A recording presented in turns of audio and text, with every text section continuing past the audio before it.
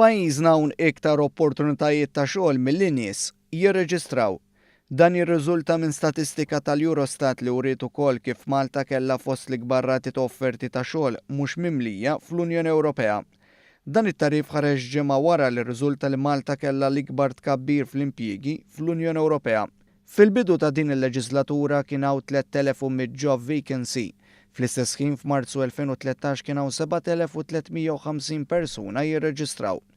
B'kuntrast, f'Diċembru 2016 kien hawn 4,200 job vacancy u 2,900 persuna biss jirreġistraw. Li jfisser li minn post tax-xogħol wieħed vojt għal kull żewġ persuni jirreġistraw fit-tmiem l-amministrazzjoni li għaddiet, issa għandna aktar minn post tax-xogħol wieħed għal kull min qed jirreġistra. L-oqsma tal-manifattura, l-kostruzzjoni u tas-servizzi huma fost dawk fejn f'pajjiżna d-domanda hi ogħla minn dik fl-Unjoni Ewropea. Il-Gvern irreaġixxa fi stqarrija fejn qal li dawn ir-riżultati huma frott il-politika tiegħu favur il-ħolqien tal-impjiegi. Fakkar kif din il-leġislatura il-Gvern ħoloq impjiegi iktar minn kemm inħolqu fit-tliet leġislaturi preċedenti meta magħduda flimkien.